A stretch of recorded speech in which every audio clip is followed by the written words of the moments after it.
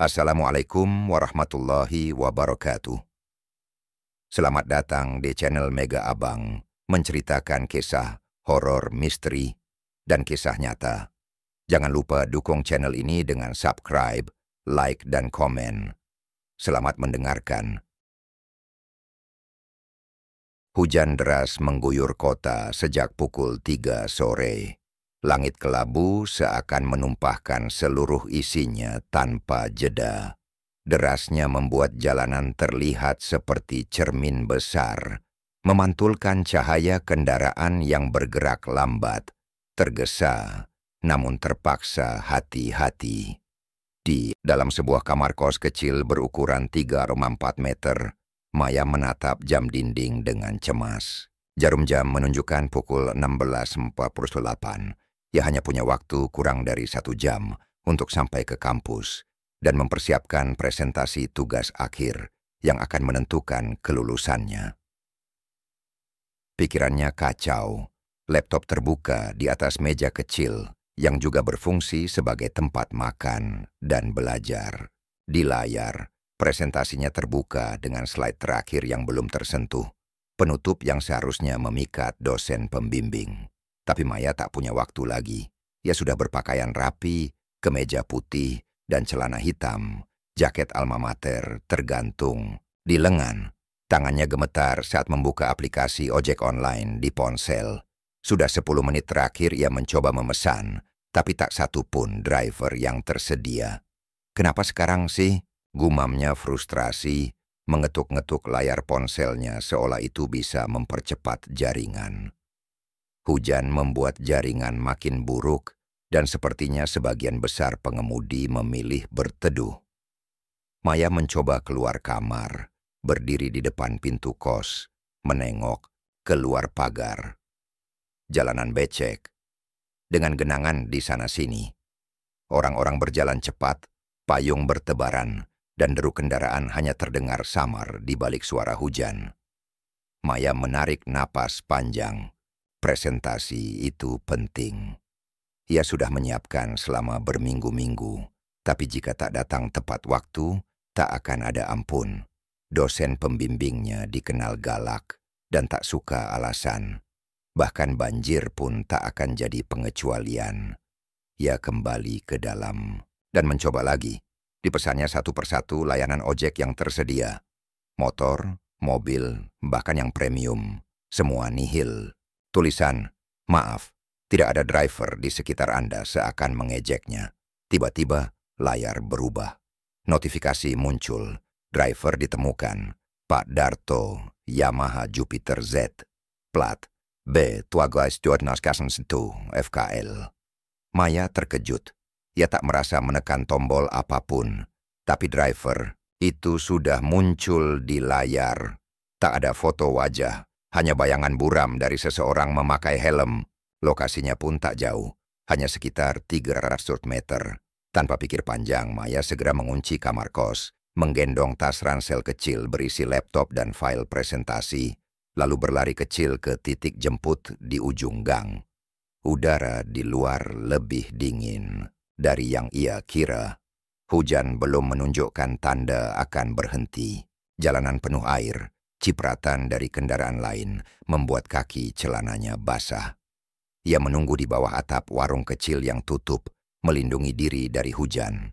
Sekitar 2 menit kemudian, motor berwarna hitam kusam berhenti di depannya. Pengemudinya mengenakan jaket hijau tua tanpa logo, helm yang tertutup rapat, dan sarung tangan lusuh. Meski aneh, Maya tak terlalu memperhatikan. Fokusnya hanya satu, sampai di kampus secepat mungkin. "Pak Darto?" tanya Maya, sedikit berteriak karena suara hujan. Sang pengemudi hanya mengangguk pelan. "Ke Universitas Satria, Pak. Fakultas Teknik." Lagi-lagi hanya anggukan sebagai jawaban. Maya ragu sejenak, tapi buru-buru naik ke motor. Tangannya memegang erat tas yang ia pangku. Helm? Ia baru sadar. Pengemudi itu tak memberikan helm untuk penumpang. Sebelum sempat bertanya, motor langsung melaju perlahan ke jalan raya. Suara mesinnya terdengar serak. seperti motor tua yang lama tak diservis.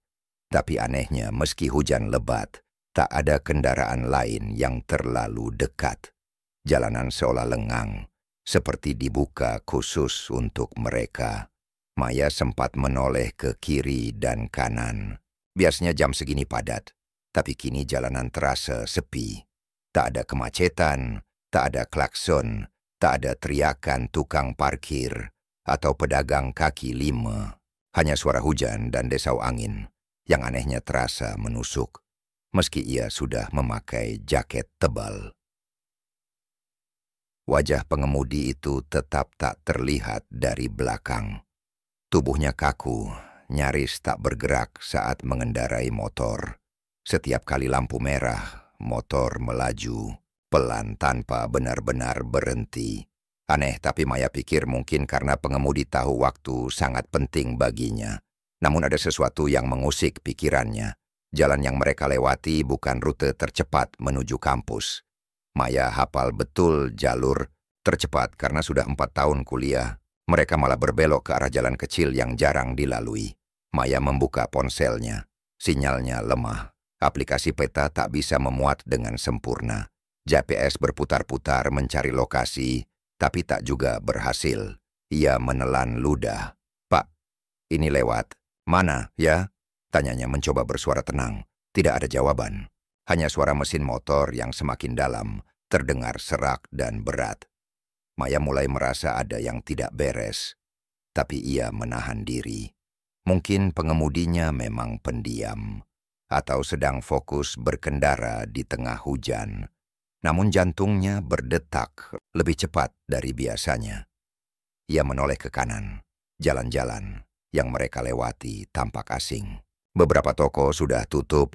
Tak ada satupun kendaraan di depan atau belakang mereka.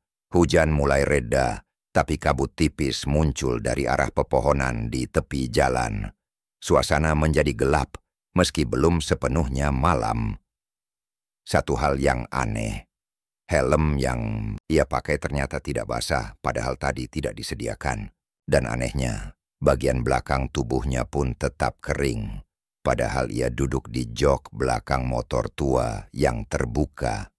Pikirannya mulai bercabang, antara panik dan menyangkal.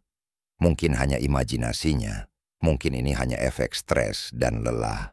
Tapi rasa dingin yang merambat dari ujung jari ke tengkuknya tak bisa ia abaikan. Motor melaju perlahan namun stabil, tidak terlalu cepat. Namun entah kenapa jalan yang mereka lewati terasa jauh lebih sunyi dari biasanya. Bahkan di jalan raya utama pun hanya ada beberapa kendaraan yang melintas.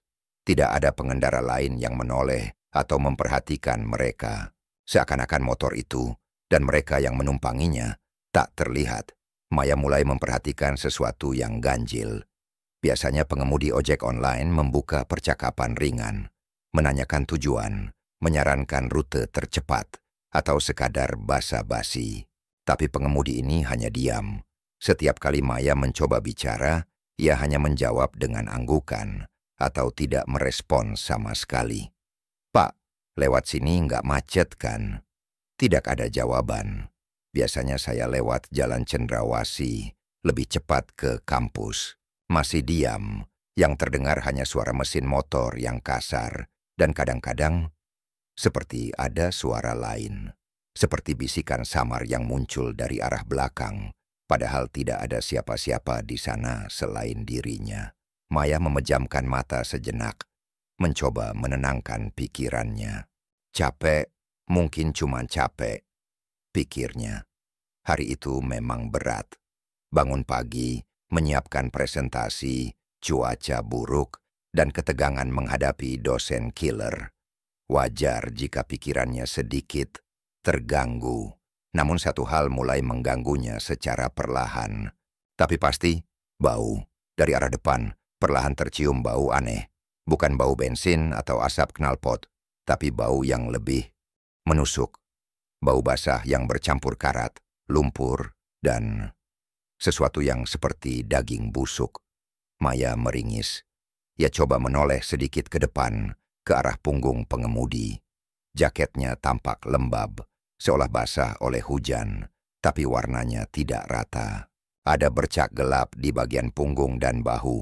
Ia menoleh cepat ke sisi jalan, mencari tanda-tanda lokasi. Tapi jalan yang mereka lewati kini sudah asing. Tidak ada toko, tidak ada papan petunjuk, hanya deretan pohon dan pagar beton tua di kanan kiri jalan. Maya membuka ponsel. Aplikasi GPS tak bisa memuat peta. Lokasinya berhenti di titik awal. Internet tidak bergerak. Seketika, perutnya terasa mual. Bukan hanya karena jalan yang dilalui, tapi karena naluri. Ada sesuatu yang salah, sangat salah. Setelah sekitar 10 menit, perjalanan dalam diam, motor berbelok tajam ke sebuah gang kecil yang lebih sempit dari biasanya. Jalan itu dipenuhi genangan air, tak rata, dan tampak seperti jarang dilalui kendaraan. Tapi motor itu terus melaju tanpa ragu. Akhirnya Maya memberanikan diri untuk berbicara lagi. "Pak, ini kemana ya? Ini bukan jalan ke kampus saya." Tak ada balasan. "Pak, tolong belok kiri saja. Saya hafal jalannya. Itu tadi salah belok." Masih tidak ada reaksi. Maya mulai panik. Tangannya gemetar saat menyentuh pengemudi itu di bahu. Tapi tubuh itu dingin, seperti menyentuh logam yang lama dibiarkan di luar ruangan. Seketika itu juga pengemudi menoleh. Pelan, kaku.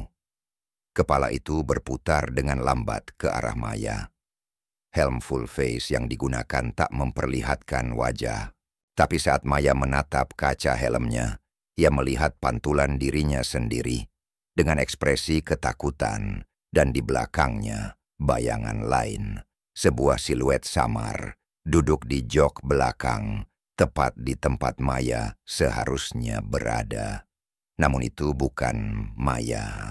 Siluet itu mengenakan jaket alma mater kampus yang robek dan kotor. Wajahnya kabur, tapi sorot matanya menatap langsung ke mata Maya dalam pantulan itu. Tertutup kabut, namun sangat jelas. Maya menjerit, tapi tak ada suara yang keluar. Motor terus melaju. Maya menggenggam tali tas ranselnya. Erat-erat, seolah benda itu bisa memberinya rasa aman. Motor terus melaju, lambat namun pasti, membelah jalan yang semakin sunyi. Tidak ada kendaraan lain, tidak juga pejalan kaki. Bahkan suara kota yang biasanya rame, klakson, obrolan dari warung, musik dari toko-toko pinggir jalan, menghilang seperti ditelan kabut. Yang terdengar hanya suara motor tua yang ia tumpangi. Tapi anehnya, suara itu menggema. Seperti suara dalam lorong kosong. Setiap deru mesin terdengar berulang, berputar-putar di telinga Maya, meski mereka berada di ruang terbuka. Jalanan berubah drastis. Aspal yang semula basah, karena hujan kini berganti menjadi jalan sempit berbatu, dipenuhi lubang dan genangan air. Pepohonan tumbuh liar di kanan kiri, rantingnya menjulur ke arah jalan, seolah berusaha meraih apapun yang melintas. Daun-daun basah bergoyang perlahan, bukan karena angin, tapi seperti bergerak sendiri. Udara menjadi sangat dingin, bukan dingin karena hujan atau cuaca, melainkan dingin yang menusuk tulang, seperti hawa lemari es yang terbuka lebar. Maya menggigil meski memakai jaket. Nafasnya membentuk uap tipis. Padahal ini bukan daerah pegunungan. Semua itu membuatnya ingin bertanya, ingin berteriak. Tapi ada sesuatu yang menahannya. Ketakutan yang menumpuk perlahan, seperti tumpukan salju yang hampir longsor. Ia menoleh ke depan. Pak Darto masih mengendarai motornya dengan tenang. Tubuhnya kaku. Setiap gerakannya seperti gerakan boneka kayu yang digerakkan paksa. Terlalu teratur, terlalu sempurna, tapi tidak terasa hidup. "Pak, kita masih jauh?" tanya Maya akhirnya. Suaranya lirih, hampir seperti bisikan. Pengemudi itu menoleh sedikit, lalu mengangguk pelan. Tak sepatah kata pun keluar. Maya menelan ludah. Ia mencoba bersikap tenang, tapi jantungnya berdegup kencang. Tangannya dingin, dan seluruh tubuhnya terasa ringan, seperti tidak sepenuhnya menempel di jok motor. Ia mencoba mengalihkan perhatian, melihat ke kiri dan kanan, tapi pemandangannya tidak berubah. Jalan itu seperti berulang. Ia merasa sudah melihat pohon besar dengan akar menyembul dari tanah itu beberapa kali. Pagar besi berkarat di sisi kanan juga terlihat familiar, seperti sebuah rekaman yang diputar ulang. Setiap 5 menit, mereka seolah kembali ke titik yang sama. Tapi Pak Darto tidak memperlambat laju motor. Ia hanya terus maju, seakan yakin bahwa tujuan mereka masih jauh di depan. "Pak, saya rasa kita muter-muter. Ini tadi udah lewat," ucap Maya, mencoba terdengar tenang, meski nada suaranya mulai naik. Pak Darto tidak menjawab. Kali ini, ia hanya menoleh perlahan ke kanan dan tersenyum. Senyuman itu bukan senyum ramah, bukan pula senyum basa-basi. Itu senyuman tipis, pucat, dan menegangkan. Senyum yang membuat bulu kuduk Maya berdiri.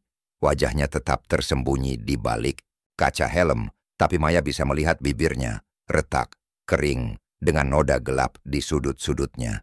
Sejenak Maya merasa seperti sedang dibawa oleh seseorang yang bukan manusia. Napas Maya memburu, kepalanya pening, pikirannya kacau. Ia mulai mempertimbangkan untuk turun, tapi di mana? Jalan ini bahkan tidak punya trotoar. Tidak ada rumah, tidak ada toko, tidak ada siapapun. "Pak, saya mau turun," katanya akhirnya. Suaranya tegas. Motor tetap melaju. "Pak," kali ini lebih keras. Tapi lagi-lagi tidak ada respons. Pak Darto hanya melirik lewat kaca helm, lalu kembali menatap ke depan. Motor berbelok ke sebuah tikungan sempit, dan tiba-tiba lampu-lampu jalan menghilang. Gelap total, hanya disinari lampu motor yang temaram. Kini Maya benar-benar panik. Ia mencoba membuka aplikasi ojek di ponselnya, tapi layar hanya menunjukkan warna hitam dengan lingkaran loading yang berputar-putar. Tak ada sinyal, tak ada tombol kembali. Seolah aplikasinya tidak pernah ada. Seketika, ponselnya mati. Layarnya padam dan tak bisa dinyalakan kembali. Maya menekan tombol power berkali-kali, tapi ponsel itu tak merespons. Ia menatap ke depan. Jalan semakin gelap, dan motornya mulai melambat. Lampu-lampu kampus mulai tampak di kejauhan, remang, dan menyambut seperti oasis setelah perjalanan yang panjang dan mengerikan. Maya merasakan sedikit kelegaan saat mengenali gerbang utama dan gedung-gedung yang familiar. Hujan yang tadi deras kini tinggal rintik-rintik, tapi hawa dingin masih terasa menusuk sampai ke tulang. Motor tua yang ditumpanginya melambat, lalu berhenti di pinggir taman kecil dekat gedung fakultas. Maya segera turun tanpa berkata apa-apa. Kakinya masih gemetar, tetapi pikirannya dipenuhi oleh satu hal. Ia harus segera masuk ke ruang presentasi. Meskipun tubuhnya menggigil dan jiwanya belum sepenuhnya tenang, tugas akhirnya tetap harus dijalani. Sambil mengatur nafas, Maya membuka resleting tasnya dan mengeluarkan map berisi berkas presentasi. Lalu dengan sisa keberanian yang masih tersisa, ia menoleh ke belakang. "Terima kasih banyak, Pak." Namun kalimat itu tak pernah selesai. Motor itu sudah tidak ada. Begitu pula dengan Pak Darto, ia benar-benar menghilang. Tidak terdengar suara motor menjauh, tidak ada tanda-tanda kepergian. Hanya udara dingin yang mendadak terasa hampa. Maya menatap ke jalan sekitar, sunyi. Tak ada satupun kendaraan atau orang yang bisa menjadi saksi keanehan ini. Hatinya mencelos. Tubuhnya terasa ringan, seolah melayang tanpa pegangan. Untuk sesaat, ia bahkan meragukan apakah ia benar-benar sampai di kampus dengan ojek atau hanya berjalan sendiri dalam kondisi linglung. Dengan tangan gemetar, Maya mengeluarkan ponselnya. Ajaibnya, kini ponsel itu menyala seperti biasa. Jaringan kembali penuh, layar terang, dan semua aplikasi bisa diakses. Ia segera membuka aplikasi ojek online untuk memeriksa riwayat perjalanan. Satu perjalanan terakhir tercatat. Jemput. Jalan. Melati. Lokasi kosannya. Antar. Kampus FISIP.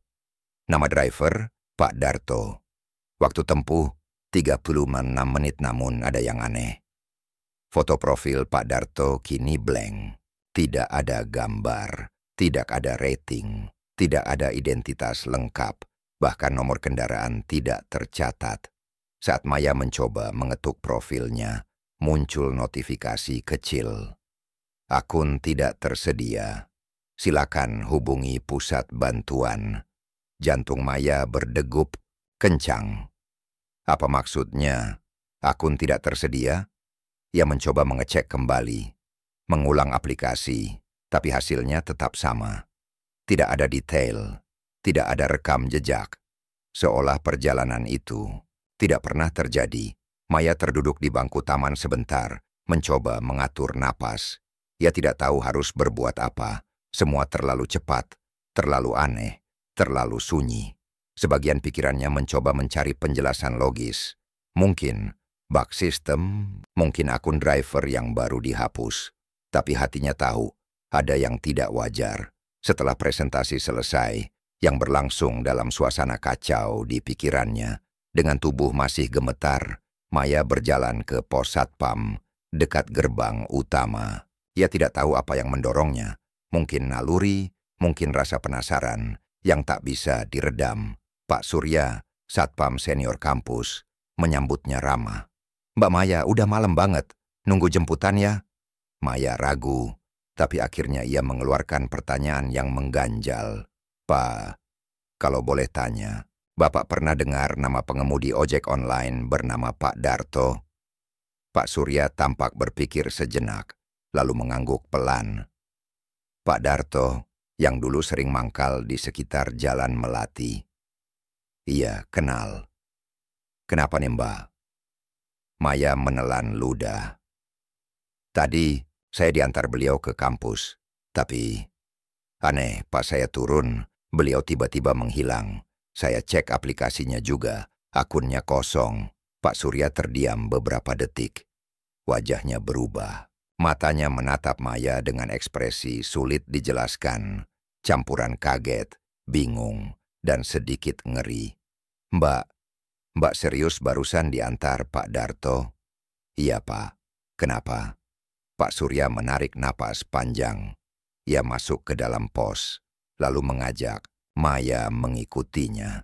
Di dalam ruangan sempit itu, ia membuka laci dan mengeluarkan koran lokal yang sudah terlipat rapi. "Ini terjadi minggu lalu," katanya sambil menyodorkan koran itu. Di halaman depan koran tersebut terpampang sebuah foto kecelakaan tragis. Motor tua rusak parah, tergeletak di pinggir jalan berlumpur, tak jauh dari lokasi tempat Maya dijemput. Judul beritanya membuat Maya menahan napas. Pengemudi ojek online tewas mengenaskan, terpeleset saat hujan deras di Jalan Melati. Namanya tercetak jelas, Darto Widodo, 54 tahun. Maya membaca berulang kali, berusaha memahami. Tubuhnya terasa ringan lagi, matanya terasa panas.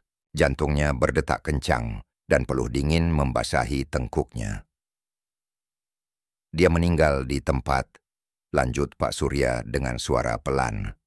Katanya pas kejadian itu hujan lebat. Motornya tergelincir, dan dia jatuh masuk ke got besar. Ditemukan baru beberapa jam kemudian. Beberapa warga bilang, sampai sekarang kadang motornya masih terdengar di jalan itu malam-malam. Tapi saya kira itu cuma omongan orang. Maya hanya bisa terdiam. Tubuhnya mulai gemetar lagi, kali ini bukan karena dingin, melainkan karena sebuah kebenaran yang tak bisa dijelaskan oleh logika. Ia benar-benar diantar oleh seseorang yang telah meninggal, mungkin karena belas kasihan, mungkin karena rasa tanggung jawab yang belum tuntas, atau mungkin hanya karena arwahnya belum benar-benar pergi dari dunia ini. Pak Surya menatap Maya dengan prihatin. "Mbak Maya, beruntung, Mbak selamat. Kalau bisa, jangan pernah lewat Jalan Melati sendirian. Malam-malam, apalagi pas hujan." Maya hanya mengangguk lemah. Kata-kata sulit keluar. Pikirannya penuh dengan potongan-potongan perjalanan tadi. Jalan yang sepi, suara motor yang menggema, wajah di balik helm, dan bangunan tua yang entah nyata atau tidak. Malam itu, ia pulang ke kosan dengan taksi yang disewa langsung dari pangkalan, tanpa aplikasi. Dan untuk waktu yang lama setelah itu, ia tak pernah lagi menggunakan ojek online, terutama saat hujan dan malam hari. Tapi dalam benaknya Maya tahu, Pak Darto masih di jalan itu. Masih berkendara dan masih mengantar. Mungkin masih merasa harus menunaikan tugas terakhirnya. Hari-hari setelah kejadian itu terasa berbeda bagi Maya. Meski dirinya kembali beraktivitas seperti biasa, kuliah, mengerjakan tugas akhir, bahkan nongkrong di kafe bersama teman-temannya. Ada satu bagian dalam dirinya yang tidak pernah kembali seperti semula. Setiap kali malam mulai turun, bayangan tentang perjalanan itu datang seperti kabut tipis yang menyusup perlahan ke pikirannya. Kadang muncul saat dia menatap hujan dari jendela kamarnya. Kadang muncul tiba-tiba ketika suara motor tua melintas di kejauhan. Tapi yang paling sering adalah saat ia melewati Jalan Melati. Maya sengaja menghindari jalan itu selama berminggu-minggu. Jika harus bepergian ke tempat-tempat yang berada di sekitarnya, ia akan memutar, meskipun itu berarti harus menempuh perjalanan 2 kali lebih lama. Bahkan ia pernah menolak undangan pertemuan kelompok di sebuah warung makan, hanya karena tempat itu berada 1 blok dari tempat kejadian. Namun kampusnya terletak tak jauh dari sana. Dan pada akhirnya, takdir dan rutinitas memaksanya kembali melewati jalan itu. Jalan Melati yang kini tampak begitu biasa pada siang hari. Tapi tidak untuk Maya. Setiap pohon, tiang listrik, bahkan genangan air kecil di pinggir jalan terasa menyimpan sesuatu. Dan anehnya, setiap kali ia melewati lokasi tempat ia dulu dijemput oleh Pak Darto, ponselnya selalu berbunyi. Bukan karena pesan dari teman, bukan karena email dari dosen, tapi selalu dari aplikasi ojek online. Driver Pak Darto sudah menunggu Anda di titik jemput. Awalnya Maya mengira itu hanya bug. Aplikasi bisa saja bermasalah kan? Ia bahkan sudah mencoba menghapus dan menginstalnya ulang. Ia mengganti email dan membuat akun baru. Tapi notifikasi itu tetap datang, selalu di lokasi yang sama. Notifikasi itu tidak bisa diklik, tidak bisa dihapus, tidak bisa dibatalkan. Jika ia coba membuka detail perjalanan, akan muncul layar kosong dengan latar abu-abu. Hanya 1 baris tulisan halus di bagian bawah. "Terima kasih telah mempercayakan perjalanan terakhir Anda." Maya pernah mencoba memberanikan diri untuk menunggu di lokasi itu. Ia berdiri di bawah pohon besar dekat persimpangan Jalan Melati. Persis tempat Pak Darto dulu menjemputnya.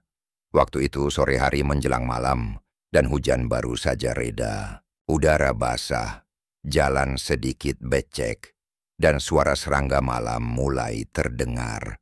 Ia berdiri di sana selama 10 menit, 15 menit, hingga akhirnya suara motor tua terdengar dari kejauhan. Perlahan, motor itu mendekat. Tapi saat Maya menoleh, yang datang hanyalah pengendara biasa. Pria muda dengan jaket ojek online resmi, mengenakan helm proper, dan menyapa sopan pada pejalan kaki yang ia lewati. Motor tua itu, dengan suara khas yang menggerung pelan, namun menghantui, tak pernah muncul. Tapi Maya tahu. Dia merasakan kehadirannya. Udara di sekitarnya berubah. Dingin menusuk. Daun-daun tak bergerak, meski angin berembus. Dan ponselnya meski ia matikan notifikasi, selalu berbunyi. Driver Pak Darto sudah menunggu Anda di titik jemput. Tak ada yang pernah bisa menjelaskan. Ini, teman-teman Maya menertawakannya ketika ia menceritakan kisah itu, meskipun beberapa dari mereka mulai enggan lewat jalan Melati setelahnya. Ada juga yang bilang itu cuma efek stres dari tugas akhir. Bahkan dosen pembimbingnya menyarankan Maya untuk berkonsultasi ke psikolog kampus. Maya mencoba menenangkan diri. Ia rajin berdoa. Sesekali ia menyalakan lilin kecil di kamarnya sambil memejamkan mata, berharap jika memang ada arwah yang belum tenang, mereka bisa menemukan jalan pulang. Namun notifikasi itu tidak pernah berhenti. Akhirnya Maya mengambil keputusan. Ia menulis cerita pengalamannya secara anonim di forum daring, bertema kisah misteri dan supranatural. Ia pikir mungkin dengan membagikan kisahnya, ia bisa mengurangi beban yang ia simpan sendiri. Respons dari pembaca beragam. Ada yang skeptis, ada yang percaya, tapi yang membuat Maya merinding adalah komentar dari seseorang yang mengaku pernah dijemput oleh Pak Darto juga di malam hujan, sekitar 2 minggu sebelum Maya mengalaminya. Motor tuanya mirip banget seperti yang kamu ceritakan. Helmnya usang, dan dia nggak pernah bicara. Awalnya aku pikir dia pendiam. Tapi setelah aku turun, dia juga hilang begitu saja. Dan sejak itu, aku juga dapat notifikasi yang sama kalau lewat daerah sana. Maya membaca komentar itu berulang-ulang. Itu berarti dia bukan satu-satunya. Malam itu Maya kembali ke lokasi. Kali ini ia membawa bunga putih dan lilin kecil. Ia meletakkannya di pinggir jalan, tepat di tempat ia dijemput dulu. Dengan tangan gemetar, ia menyalakan lilin itu, menunduk, dan berbisik pelan.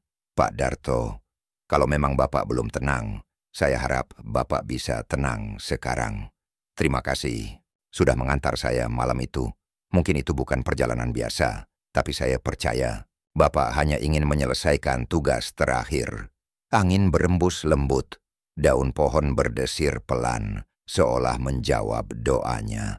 Maya menutup matanya, membiarkan udara malam menyentuh wajahnya. Ia berdiri di sana beberapa saat, sebelum akhirnya pulang dengan langkah ringan. Dan sejak malam itu, notifikasi itu tidak pernah muncul lagi. Beberapa bulan berlalu, Maya menyelesaikan sidang tugas akhir dengan hasil memuaskan. Ia mulai menata hidup kembali. Trauma itu tidak hilang sepenuhnya, tapi ia kini mampu mengenangnya tanpa rasa takut yang melumpuhkan. Sesekali, ia menoleh ke jalanan saat hujan turun dan berpikir, mungkin tidak semua arwah bergentayangan karena marah.